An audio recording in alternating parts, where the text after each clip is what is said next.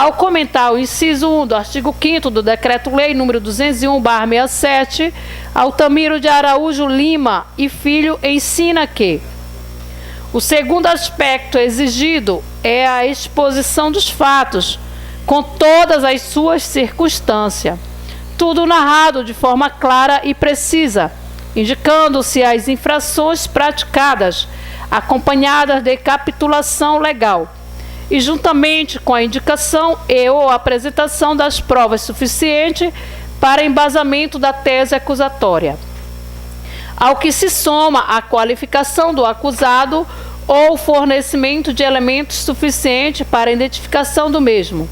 Sem dúvida que o parâmetro nesse ponto será o exigido pelo artigo 41 do Código de Processo Penal.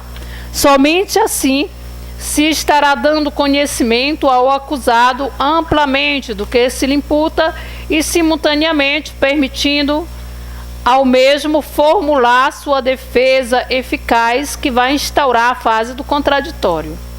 Segundo Tito Costa, a denúncia deve ser formalizada com clareza, expondo os fatos, indicando as provas, embora não se possa exigir dela a precisão técnica de uma denúncia penal. Necessário será, entretanto, que seja redigida de forma a permitir o ajustamento dos fatos à letra da lei e, assim, possibilitar ao acusado a elaboração de sua defesa.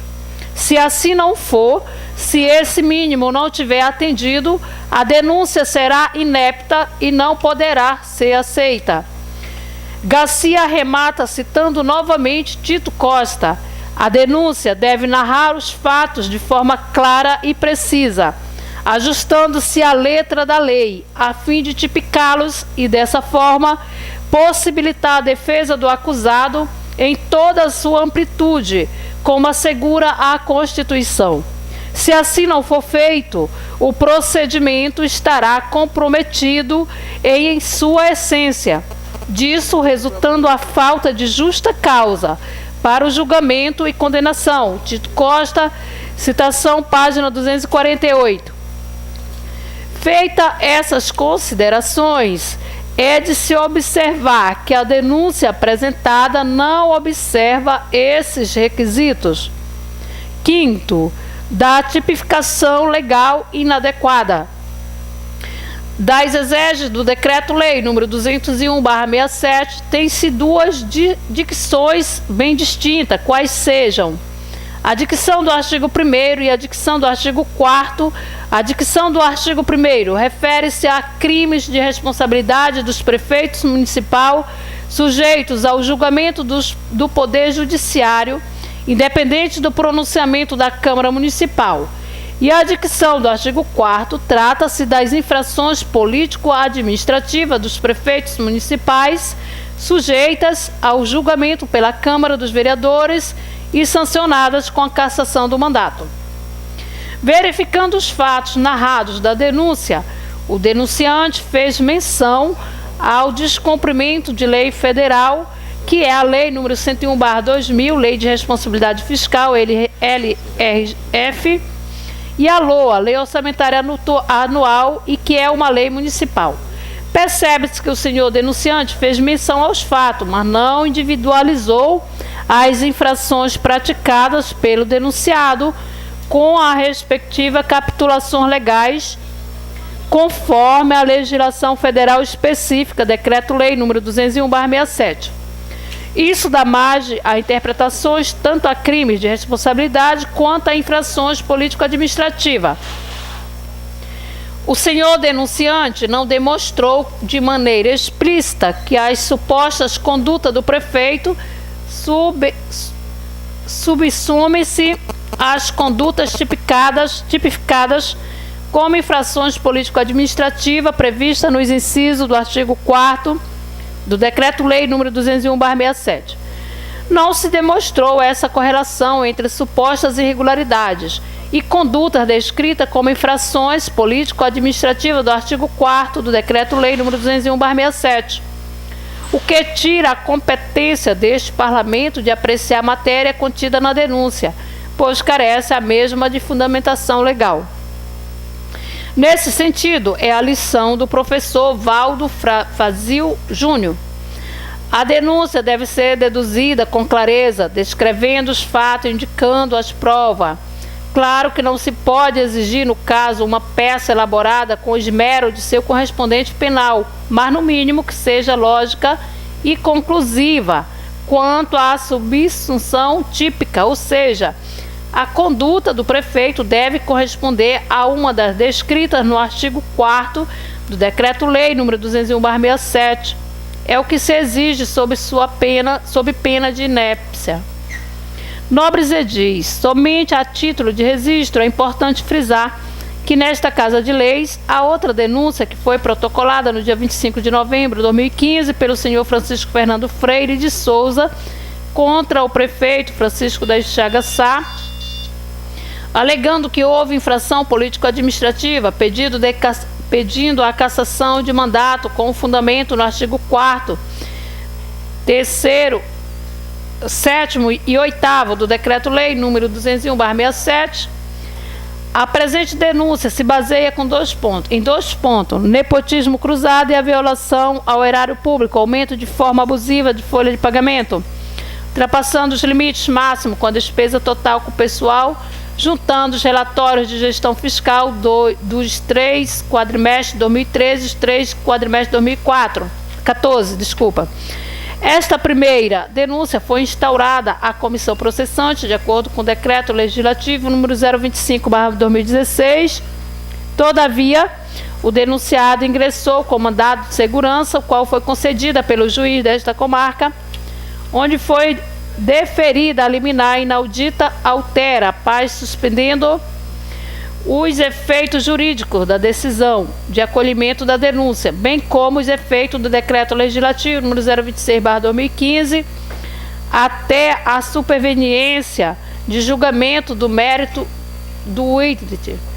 A autoridade coatora prestou informações e ingressou com pedido de agravo de instrumento no TJE Pará, gerando o processo número 0137 724 60 2015 814 000. O processo de agravo de instrumento está concluído para o julgamento e o processo principal do juízo desta comarca ainda não foi analisado o mérito, estando, portanto, suspenso o prazo da Comissão Parlamentar Processante, CPP, em relação à primeira denúncia.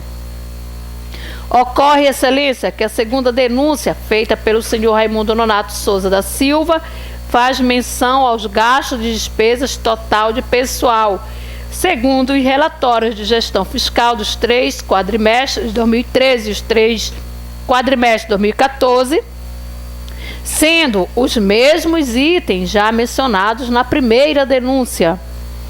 Nos casos supramencionados, poderá ocorrer uma violação ao princípio do bis in idem. O bis in idem é um fenômeno do direito que consiste na repetição bis de uma sanção sobre o mesmo fato, idem. O estudo desse fenômeno jurídico é realizado principalmente pelo direito tributário e pelo direito penal. Também usado no direito penal e processual penal, o princípio nobis in idem, não repetir sobre o mesmo, estabelece que ninguém pode ser julgado 2 vezes pelo mesmo fato ou crime. O bis in idem no direito penal seria a não observância desse princípio, apenando o indivíduo pelo mesmo crime mais de uma vez. Conclui o mestre Tito Costa: qualquer causa de nulidade processual, como, por exemplo, falta de legitimidade do denunciante, inépcia da denúncia ou outra qualquer, pode constituir-se em fundamento para o trancamento do processo desde logo. E se a comissão não der acolhida a essas arguições, poderá o judiciário manifestar-se sobre ela, mediante provocação do interessado, por meio de mandado de segurança ou outro procedimento processual cabível. Conclusão: por todos esses motivos, essa assessoria jurídica opina, depois de ouvido o soberano plenário, que seja declarada a inépcia da denúncia apresentada pelo senhor Raimundo Nonato Souza da Silva e, como consequência, o arquivamento do feito face já está sendo apreciada em parte despesa total com o pessoal período 2013-2014 na primeira denúncia, sob pena de bis idem. É o parecer da assessoria jurídica da Câmara Municipal, salvo o melhor juízo de Vossas Excelências. São Miguel do Guamá, Pará, em 30 de agosto de 2016, Francione Costa de França, assessor jurídico. Senhor presidente, repassa a palavra a Vossa Excelência. Bem, como falei há pouco, essa consulta, esse parecer jurídico, eu acho que esse tipo de comportamento nós adotaremos e vamos regulamentar algumas coisas do regimento interno, tá? Mas isso aqui não tem uma decisão definitiva, né? Tem uma orientação jurídica. E claro que eu, evidentemente, vou submeter ao plenário. Mas também, eu quero também, agora nesse momento, franquear a palavra por 3 minutos, o vereador, com a palavra o vereador Raimundo Trindade Sodré Lopes, pelo tempo de 3 minutos. Presidente, primeiramente queria lhe parabenizar brilhantemente pela sua bela defesa, né?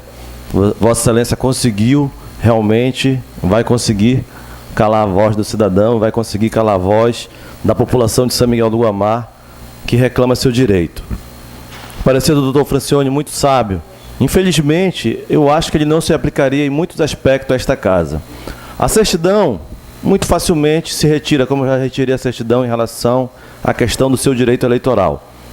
Em relação ao fato determinado, ao crime comprovado, o que mais a Vossa Excelência ou esta casa precisa para ter certeza que esse crime está comprovado do que os relatórios de gestão fiscal assinados pelo próprio gestor, dizendo que ele respeita a lei de responsabilidade fiscal. O que mais nós precisamos? Precisamos dos extratos bancários? Precisamos do que mais? Qual é o fato que não foi comprovado que o crime está sendo cometido? Ontem nós tivemos um momento histórico no Brasil. Tivemos a cassação de uma presidente em função de pedaladas fiscais. Muito menos grave do que nós vemos aí, porque a lei de responsabilidade fiscal ela é muito clara. Ela foi feita para proteger o cidadão. Porque quando se estabeleceu um limite para se usar com folha de pagamento, é para que o restante do recurso seja usado em investimentos. Como eu vi hoje o vereador Murilo pedindo nesta casa. Água. Como eu pedi hoje, estrada. Como a gente pediu no pequeno expediente, saúde. Quando se desrespeita esse limite, presidente, contesto a sua posição de que muitos prefeitos fazem porque as receitas caíram. Isso só se justificaria se nós não tivéssemos a quantidade de cargos comissionados que nós temos. A lei de responsabilidade cria o limite e estabelece as normas para que se volte para o limite. E dentro dessas normas se diz, eu tenho que demitir os comissionados, eu tenho que enxugar a folha, eu tenho que terceirizar serviço, uma série de ações que podem ser feitas para que se volte ao limite da normalidade. Então, é outro papo furado que se escuta. Na verdade, o município de São Miguel do Guamá, o cidadão, o povão, foi lesado em mais de 33 milhões de reais ao longo deste governo, que é exatamente o cálculo que se faz quando pega o relatório de gestão fiscal e se analisa ali a receita corrente líquida do município e se vê que mês a mês foram gastos sempre, quadrimestre a quadrimestre. Eu estava recalculando agora. A partir do momento que nós aprovamos a lei da estrutura administrativa, que foi dita pelo prefeito que só seria preenchida em 20 anos e que automaticamente foi preenchida, o município estourou o limite de responsabilidade fiscal no terceiro quadrimestre de 2013 em 12,16%. Isso nos custou, em 2013, R$ 8.366.979 gastos com folha, recurso que era para ter sido feito obra para o povo de São Miguel do Guamá. No primeiro quadrimestre de 2014, nós fomos para 8,61% no quadrimestre. A receita corrente líquida daquele município, calculando esse valor em cima da receita corrente líquida, nós temos o valor de R$ 6.440.401 naquele quadrimestre. Nós vamos para o segundo quadrimestre de 2014, foram mais 8 milhões no mesmo sentido. A população de São Miguel foi lesada, sim, houve sim desvio de recurso, desvio de finalidade de recurso, e eu reconheço que nós vamos ter uma votação hoje e nós vamos perder, porque a vontade da casa é política. Ela é política, ela não é técnica, não. Mas eu vou fazer meus encaminhamentos no grande expediente para que a gente encaminhe para os órgãos competentes que podem, sim, defender o povo de São Miguel do Guamá melhor que esta casa vai defender hoje. Eu queria, pastora, que fosse aberta a comissão processante e que a gente realmente julgasse os fatos que foram denunciados, em respeito à população de São Miguel do Guamá. Mas eu não queria que fosse nesse momento. Eu queria que fosse no momento oportuno, após a eleição, para que a gente pudesse realmente ter um julgamento justo, independente. Mas nós vamos fazer, e nós só temos aqui, nós temos que ter 2 terços, e eu tenho certeza que nós não temos 2 terços, porque o prefeito fez questão de manter a sua base de 6 vereadores. No máximo nós vamos ter 9 vereadores, defendendo de fato a população. Então, muito boa estratégia, muito bem bolada. Saiba que eu quero que seja encaminhado ao autor da denúncia, a cópia do parecer jurídico do doutor Francione, para que ele possa formalizar a nova denúncia. Não aceito a tese de que nós temos uma denúncia em julgamento, porque aquela denúncia já morreu. Vossa Excelência sabe que quando nós aprovamos aqui, com menos de 2 terços dos votos, morreu.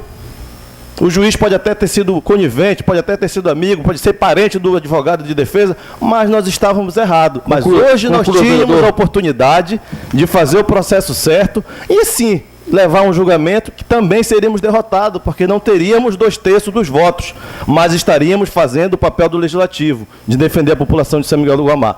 Vamos à votação. Eu peço que os companheiros que defendem o povo de verdade e que querem justiça, votem contrário ao relatório. Nós vamos perder por não termos 2 terços, mas nós vamos estar honrando o nosso voto com o cidadão de São Miguel do Guamá. Obrigado, presidente.